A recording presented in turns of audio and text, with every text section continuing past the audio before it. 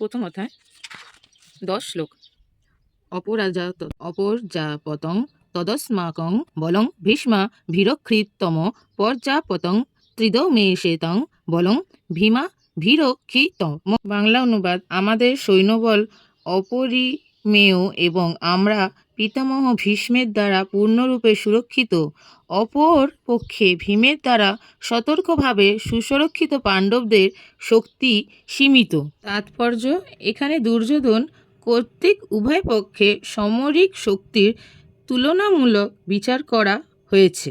সে ভেবেছিল যে সবার পক্ষে অভিজ্ঞ সেনাপতি পিতামহ ভীষ্মের দ্বারা বিশেষভাবে সুরক্ষিত হওয়ার তার সমরশক্তি অপরিমেয় ছিল।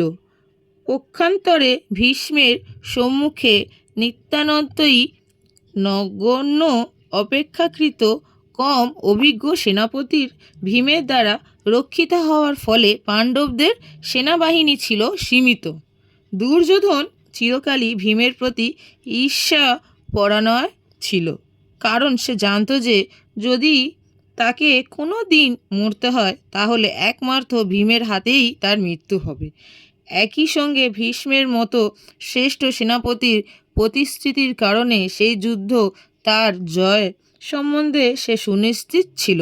যুদ্ধে জয়লাভ করার বিষয়ে যে সে নিঃসংশয় ছিল সেটি সে প্রতিপন্ন করেছে। শ্লোক 11। অয়নেষু চ সর্বেষু যথাভাগমবস্থিত্য ভীষ্ম মেবাভিরক্ষম ভবন্ত সর্ব এহব হি। বাংলা অনুবাদ: এখন আপনারা সকলে সেনা গৃহের প্রবেশের পথে নিজ নিজ কৌশলগত অবস্থানে স্থিত হয়ে পিতামহ ভীষ্মকে সর্বতোভাবে সহায়তা প্রদান করুন। ও সৌভাগ্য প্রতীক্ষা করেছে। তাছাড়া যে রথে 2 শাখা উপবিষ্ট ছিলেন তা অগ্নিদেব অর্জুনকে দান করেছেন এবং এটি এই ইঙ্গিতই বহন করেছিল যে এই রথ ত্রিভুবনের সর্বত্র বিজয় লাভে সমর্থ। শ্লোক 15। পাঞ্চজন্যং হৃষীকেশ দেবদত্তং ধনঞ্জয় পৌণ্ড্যং দৈত্য মহাশঙ্খং ভীমকর্মা বৃকোদর।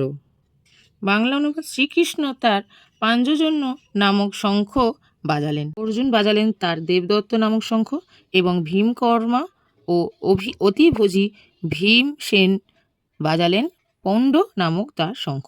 তাৎপর্য: শ্রীকৃষ্ণকে এই শ্লোকে হৃষীকেশ বলে উল্লেখ করা হয়েছে কারণ তিনি সমস্ত ইন্দ্রিয়দের অধীশ্বর। জীবেরা তার অবিচ্ছেদ্য অংশ, তাই জীবনের ইন্দ্রিয়গুলিও তার ইন্দ্রিয়সমূহের অবিচ্ছেদ্য অংশ।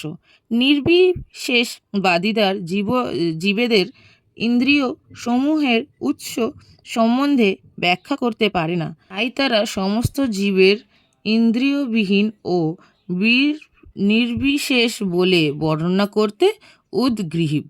সমস্ত জীবের অন্তরে অবস্থান করে ভগবান তার ইন্দ্রিয়গুলিকে পরিচালনা করেন, তবে তিনি সেটি করেন জীবের শরণাগতি মাত্র অনুসারে এবং শ্রদ্ধা ভক্তের ক্ষেত্রে ইন্দ্রিয়গুলিকে ভগবান প্রত্যক্ষভাবে পরিচালিত করেন।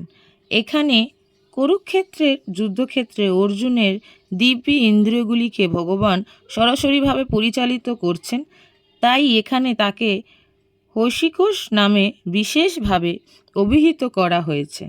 ভগবানের বিভিন্ন কার্যকলাপ অনুসারে তার ভিন্ন ভিন্ন নাম আছেন।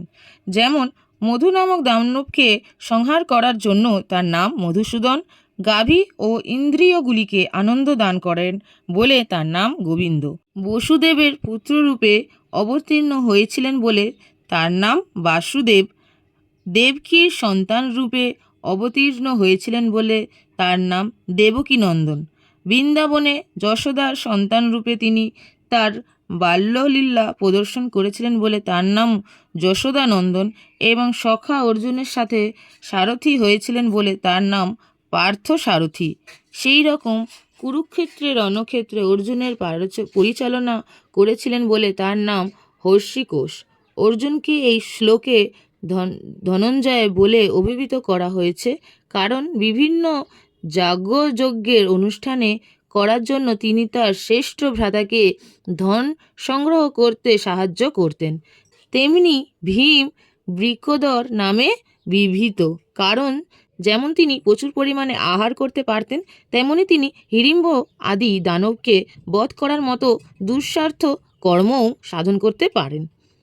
সুতরাং পাণ্ডব পক্ষে ভগবান শ্রীকৃষ্ণ সহ বিভিন্ন ব্যক্তিত্ব যখন এদের বিশেষ ধরনের শঙ্খ বাজালেন, সেই দিব্যি শঙ্খধ্বনি যুদ্ধ অংশগ্রহণকারী সেনাদের কাছে অত্যন্ত প্রেরণাদায়ক ছিল। অপরপক্ষে এইরকম কোনো লক্ষণই ছিল না, না ছিল সেখানে পরম নিত্যান্ত ভগবানের উপস্থিতি কিংবা সৌভাগ্যের অধিষ্ঠাত্রী লক্ষ্মী দেবী। অতএব যুদ্ধের পরাজয় তাদের জন্য পূর্বেই নির্ধারিত হয়ে গেছিল এবং এই সমস্ত শঙ্খধ্বনির মাধ্যমে সেই বার্তাই ঘোষিত হয়েছিল।